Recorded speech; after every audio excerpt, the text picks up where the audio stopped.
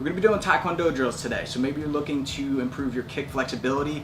Maybe you want faster kicks, be more like Bruce Lee. And everyone wants more powerful kicks, right? Hands on your hips, up to the ceiling, down to the floor. That's 1, 2, 3, 4, 9, 10. Left and right. 1, 2, 3, 9, 10. Ear and shoulder. That's 1, 2, 3, 9. What's next? Shoulder rotations backwards. Nice. 3, 4, 10. Let's go forward. 1, 2, 3, 9 to bear hugs. 1, 2, 3, 10. Good. Let's go hip rotations. 5. Now let's go to our twists. 1, 2, 6. Ooh, the crack. 7. Grab the forearms. We're going to drop down. Remember, knee goes to the elbow, and then we really flare the opposite elbow out so we get that stretch in the side body. Then we come up and to the opposite side. I like getting a full rotation and then switching to the opposite direction.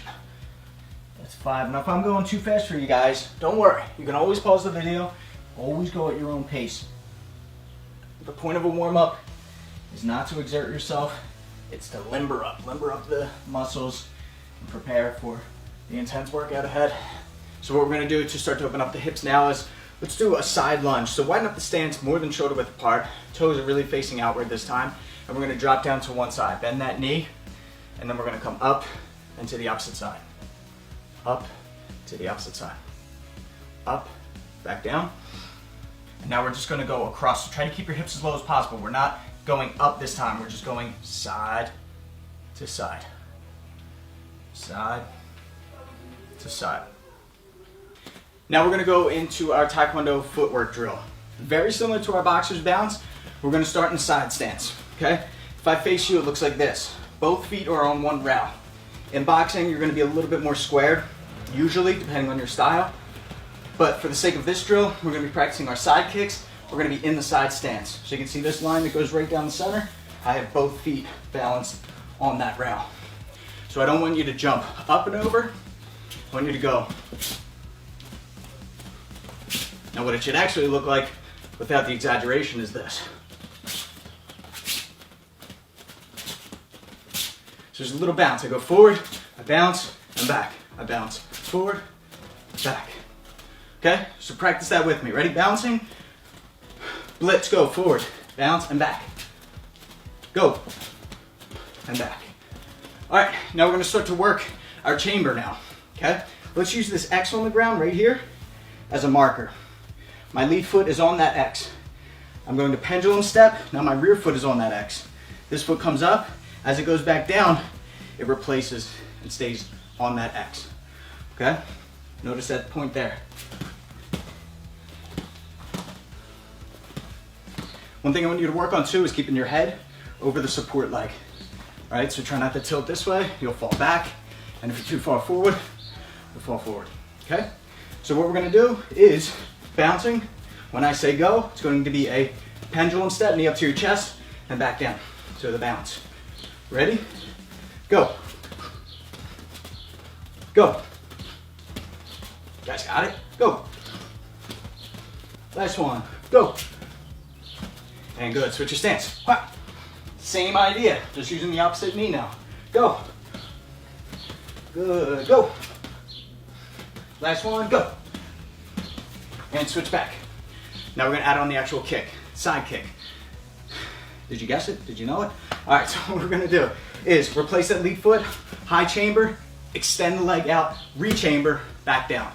So we're bouncing in place, replace that lead leg with the rear, chamber, extend the kick, drive the heel out, pull the toes back towards you, rotate the leg so that the toes are facing down towards the ground. Toes up, no good. Okay, so we're gonna do 10 of those. Then we'll switch, we'll do 10 in the opposite side. Here we go.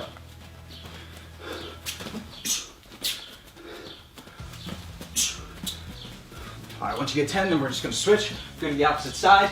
And if you've been watching, you notice that I go to the head, I go to the body, and I go to the legs with this kick.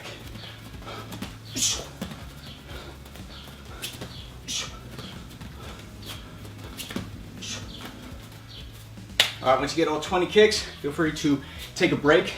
And then we're gonna hit our kick mobility, hip dexterity, which is gonna get the leg burning, all right? Tired, I need a break.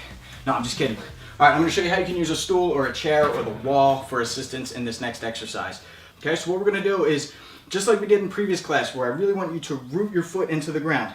Drill all 4 corners of that foot, activate all of the muscles in the leg, the glute, the hip, and then bring your right knee up to your chest. But now I want you to grab hold of it with the same side hand. Grab it at the top of the shin and really pull it up towards your chest. As high as you can, as tight as you can, making sure that this foot, this leg, is actively stable. You can hold on to a chair or the wall or something for assistance if you have to. So now what I want you to do is try to keep the knee in the same position, but ease up and take your hand off. So try to keep it there so you're just using your hip flexors to keep that knee in place. Nice, good, hold it for 2 more breaths. Good, let's take that hand back to the shin, about mid shin now, and we're gonna pull it in as if it's a high chamber for a side kick. So now knee comes towards the chest, but it's slightly out. My heel is at my, and I'm aiming it towards my right side, as if I would go bang, fire off that side kick. Okay, again, now I want you to ease up on your hand and try to keep that knee in the same spot just by using your hip flexors. And good, now we're going to take our hand and we're going to grab the bottom of the shin or the top of our foot. Be tall, be proud, head up over the support leg, hip end, kick into the hand. 1 more breath. So now root that opposite foot into the ground.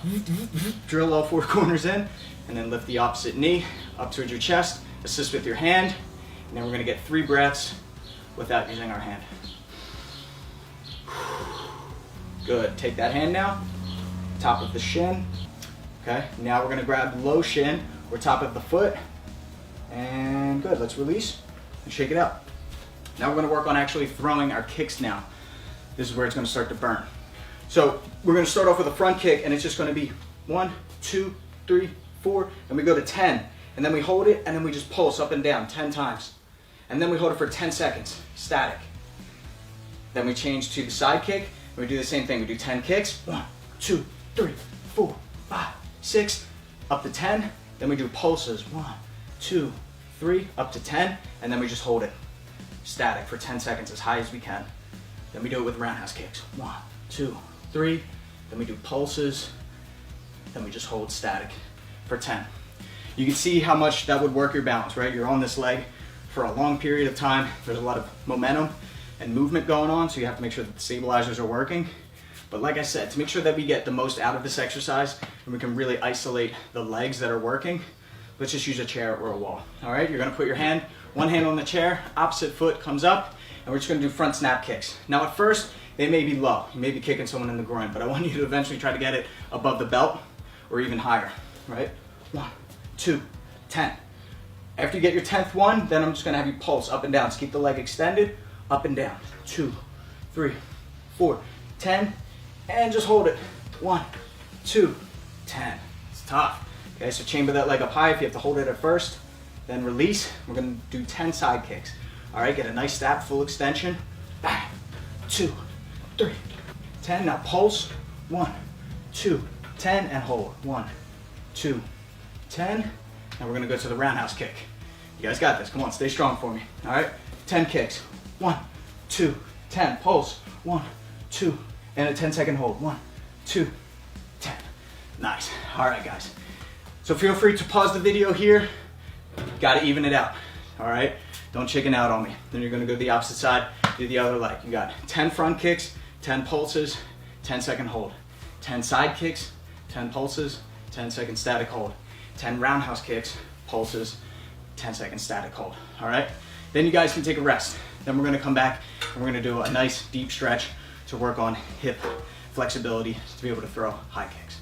But you can continue to do that, right? You do that once a week, and I promise in just 2 or 3 weeks, you're going to see a huge difference in your kicks. You're going to have better control, better accuracy, more power, more speed, all right?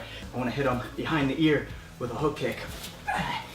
Come over top with bang, the axe kick, right? So just being able to lift your leg up that high and then have the control to decide where it's going to land, to the body, to the legs, what part of the head, come around the guard, come through the guard. Like I said, you're gonna be a much more dangerous fighter. Let's go into a couple of stretches that are my personal favorite. First one's gonna be a plow pose. We're gonna sit down on our and we're gonna lay back and bring our feet over top of our head. So it looks like this. All right, so if you can't get all the way here, if you can kind of only get to this position, that's fine. but you're gonna feel this stretch in your back entirely, right? It's gonna be from the back of your neck all the way down to the low back, and you can kind of sway left and right. You can keep the legs straight or have a slight bend. One more breath, and let's roll forward. I know, just stretch out nice and long. Reach the fingertips up, stretch the toes out in the opposite direction, and now we're just gonna crunch like a dead bug. So bring your knees to your chest, bring your chin towards your knees, and good. Relax, come back up to your, and we're gonna go right to a butterfly stretch. Bring the bottoms of your feet together, pull your heels in towards your body, but eventually what I want you to do is just drive those knees down as far as you can and just hold it there. All right, now naturally your knees are gonna wanna come up a little bit, but every time you exhale, go in the opposite direction. Try to drive them down towards the mat even further. Try to get your legs flush against the ground. And good, from here let's go hamstring. So knees are straight now. Now start to hinge forward, but keep your back straight. And see how far you can get before your back starts to arch. So before you have any bend in your back, keep your back straight, see what your final point is. Should be somewhere around here. Once you get to the absolute last point, then you can let your head be heavy, arch your back, reach for your ankles or the bottoms of your feet or your toes. I like to keep my legs completely straight and really get that stretch in the hamstrings behind the legs. All right. Now what we're going to do is a straddle stretch. The thing about stretching is it's like anything else, it's a balance to where you have to get to the point where it's uncomfortable, so you're getting that stretch, but you don't want to push it too far because then you might pull something and then you won't be able to stretch for months at a time, okay? So first we're going to bring our chest towards our knee and reach all the way over to the left, and we're just going to do 3 breaths. So inhale, exhale full, good, slowly come up, reach to the opposite side. Same idea, 3 breaths. Now we go forward.